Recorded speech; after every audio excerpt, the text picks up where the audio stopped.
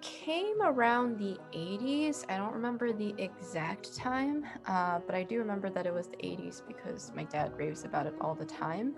They came, or my grandparents came to America because, like most people, there was promise for a better life. Mhm. It's kind of hard to see now, but back then, Korea was a very, very poor country. So they knew that the job prospects there weren't going to be very great for my parents. So that's why they decided to emigrate. My parents had come to America when they were 17 years old, so they would be considered the 1.5 generation. So my parents grew up experiencing the American culture through high school, LA High, and college.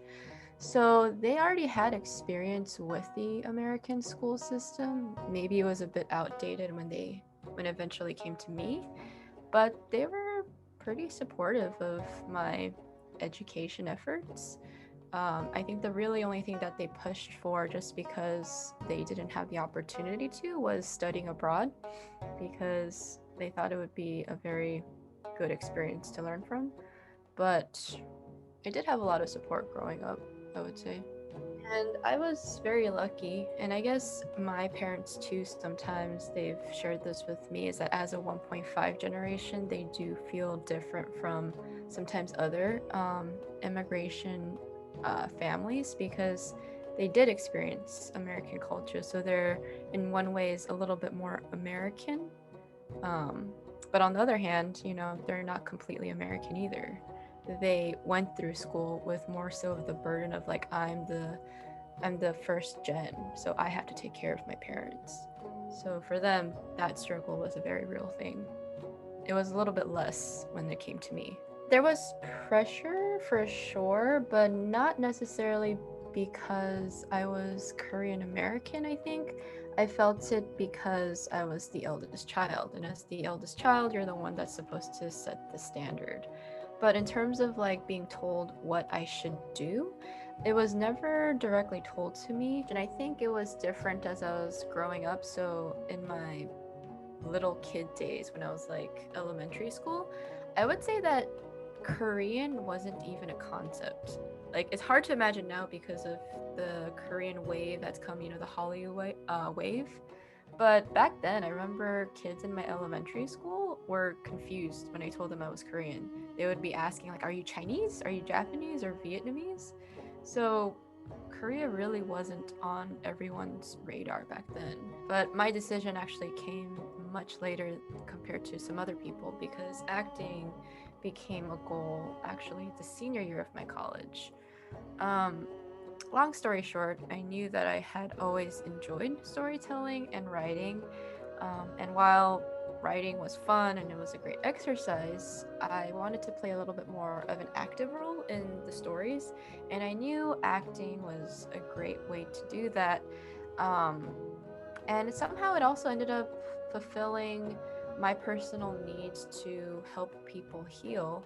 And there was actually a great book that I read before I made the decision called The Theater of War by Brian Doiris. And in that book, he talks about how acting and people connecting with the stories that are happening both on stage at that time was a great way for people to find a catharsis in their own feelings that they couldn't put a name to. And after reading that book, I was like, oh yeah, this is exactly what I want to do. I'm in a story, but I'm also helping people through it. So that's how I kind of reached the decision that, oh yeah, acting is a thing I want to do. I think, like most people in 2020, COVID was still very much a big thing. So basically, the end goal at that time was like, I need to go to New York because that's where I want to pursue my film more. But I needed money, to be frank. And COVID obviously shut down a lot of the job industries, especially restaurants. So I was like, okay, I need a job. I need one where hopefully I can have a place to stay. And one of my friends is actually here already, so she was telling me about working here as an English teacher where they pay for your rent and you get paid. And so I was like, that's a good idea. I knew that I had always wanted to go visit Korea at some point because, once again, it's my heritage. So I was like, oh, this seems like the opportune time. And it would be a great experience to learn the language too and just see more for myself what Korea is about. It's been a very interesting experience maneuvering through Korean society with my basic Korean skills. Well, most people, right, especially growing up in a different ethnic group, households, most people, are kind of forced to keep their native tongue because their parents want them to. But once again, my parents, they were already a mixed culture, right? Because, like I said, they grew up in America since they were 17. So both my parents speak English well. So as a kid, I just never felt the need to speak Korean because I was speaking English in school. So in my head, I was like, well, why do I have to speak another language at home? So I would just speak English to them. And they would sometimes speak a little bit of Korean to me, but mix it with English. So it was never like a full Korean conversation. The encouragement to know a different language wasn't as strong as it is now as it was back then.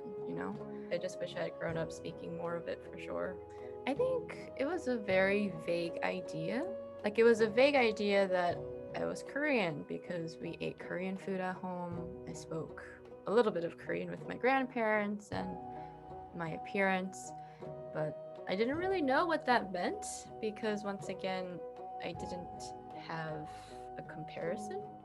So now that I've been here in Korea, the funny thing is, ironically, maybe even, is that even Koreans don't know what it means to be Korean because Korea in the last 50 years has changed so much that even Koreans really can't answer the question of what does it mean to be Korean, rather than, I think, finding an answer to the vague idea of like, what is being Korean. I think I just found more so comfort that, okay, I'm not the only one who doesn't know. It didn't feel too different. It felt comfortable because, city wise, externally speaking, Korea doesn't look very different from the K town that I grew up in as a child. There's Korean restaurants, Korean signs, people speaking Korean, something that I grew up with. But once again, I think when I started hitting the language barrier, especially because a lot of people in restaurants or in stores, they see me, they mostly see a Korean person, and so they have an expectation of like how this person should sound. And then when I start speaking, they realize, oh, she's not, native. And so sometimes there's kind of like a disappointed gaze. And so that's when I'm like, I'm still a little bit of an outsider here. There's a thing that Hollywood likes to do, which is called generalization, where they think all Asians are the same. And it's like, no, every Asian culture has their own kind of niche culture that's beautiful in their own way. So I think for film, I would definitely appreciate if there was not as much generalization in that, because in a way, it's also disrespecting that country's history.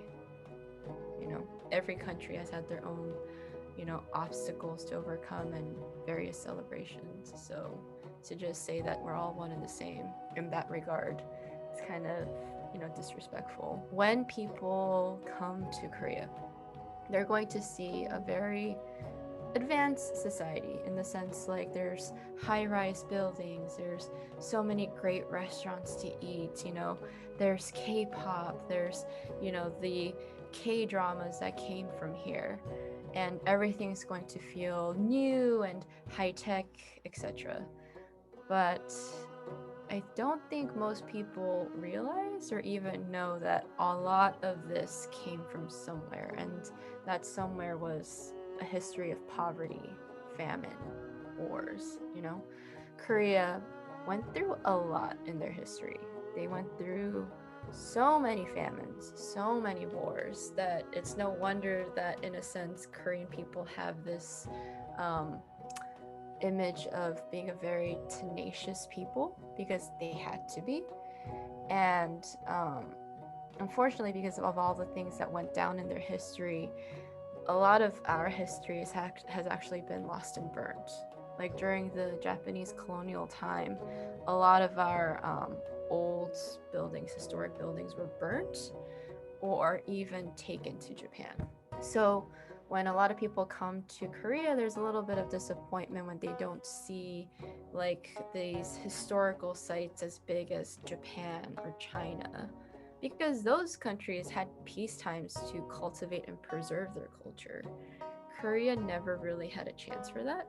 So I think what I want people to know about Korea is that they're still a growing country, even though we have all of these like cool stuff that are coming from this country. Um, in a way, it's still very young. I think more so. Well, I mean, there definitely is a little bit of pride, but I think there's also a little bit of humbling on my part because I don't think I was aware of it as much until I came here to Korea, but there is definitely a bit of American arrogance in me, I think. And so, I always knew Korean media was a thing. My parents watched K dramas, etc. But I don't think I really acknowledged it in my own way. So seeing Korea take off, especially with the rise of Squid Game and other things, has actually been a very good personal reminder that, yeah, amazing stories can come outside of Hollywood. Like, it doesn't have to be Hollywood approved for it to be good. Hi, my name is Annette Lee. I am from Los Angeles, California, and my family comes from Seoul, South Korea.